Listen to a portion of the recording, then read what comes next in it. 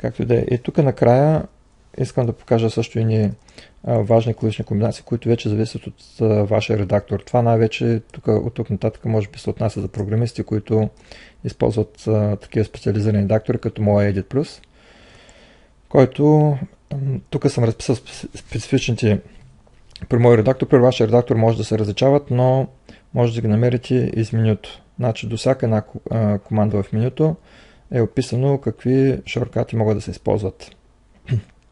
И така, например, тук мога да видя селектиране на дума с Ctrl-V. Аз съм се написал тук. В това в вашия редактор може да се различава. Така, значи Ctrl-V, като съм на някоя дума, като натисна Ctrl-V е селектиран думата.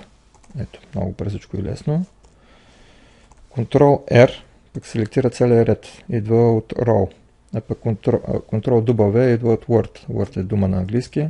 Затова така може лесно ги запомните. Ако и при вас са така шорткатите, при мен са така, на вашия редактор трябва да си ги проверите какви са. С Ctrl-R целият ред, Row. Така, Ctrl-V плюс Ctrl-Row, а Ctrl плюс J. Значи, на мен много често ми се налага да използвам този шорткат, особено когато програмирам. Често ми се налага един и същи ред да се повтори няколко пъти и на всеки един ред само да променя по една цифричка, да кажем.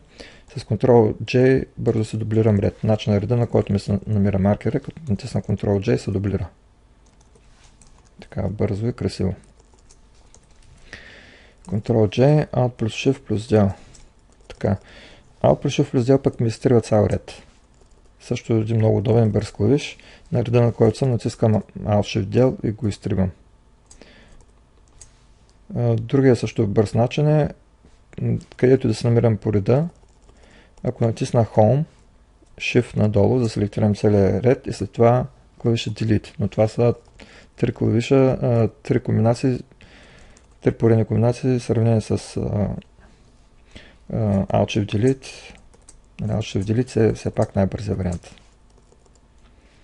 Но това вече опира до това дали го поддържа вашия редактор. Ако не го поддържа, Alt-Shift-Delete или някаква подобна комбинация с на цял ред, на текущия ред, пак достатъчно бързо е варианта да натискате Home, Shift надолу и след това Delete.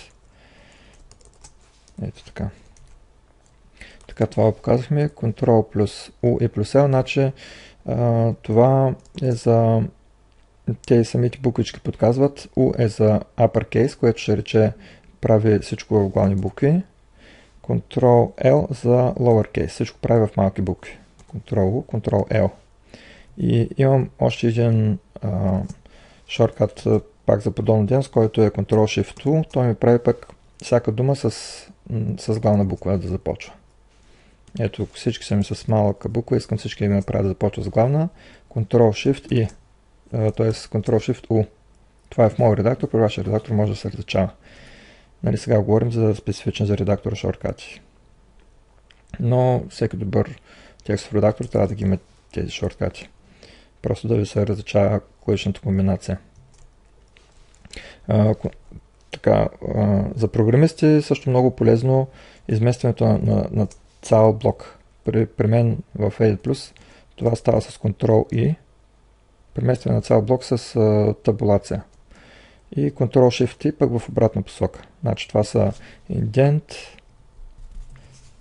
и увеличаване на индента и намаляне на индента. Нали, на английски индент, значи това е отстоянието от левия край на текста. С Ctrl-I с по една табулация местя целият селектиран блок, с Ctrl-Shift-T го местя напред. Значи, ако сте програмист, предполагам да се е налагало. Сега, примерно, ако вземем един код, който не е форматиран, тук съм взел за пример един HTML, ще го залепя всичкото в ляво. Ако искам да се форматирам, както на мен ми е удобен кода, примерно аз обичам в div, което всичко, което ми се намира в даден div, значи това е отварящия таг за div, а това тук по-надолу ми е затварящия таг за div. Обичам всичко, което ми е между отварящия и затварящия, да е изместено с една табулация надясно от тага, от отварящия таг. И така сега видяхте тук как целият блок с този шорткат Ctrl-I няколко реда наведнъж си ги преместих, за да си ги форматирам. И така се форматирах бързо текста. Затова тези шорткати за индент, за изместване на текста наляво и надясно също са много добри. Така, повече няма да говоря за шорткати. Надявам се да ги научите и да ги използвате, защото, както казах в началото, това ще ви спести много време и по-добре да се гледате животица, отколкото да се занимавате с някаква тъпичка текстова обработка. За мен това е работа, която трябва да я върша, обработвам много текст и ако не ползвах тези шорткати, мога да се представя колко години в повече ще съм изгубил, за да свърша същата работа, която съм свършил до момента. Видеото е за начинаещи.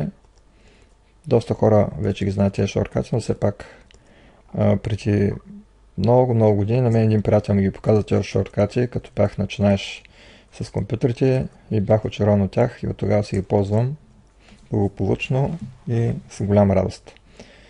Надявам се видеото да ви е полезно. За вас го записа Станил Добрев.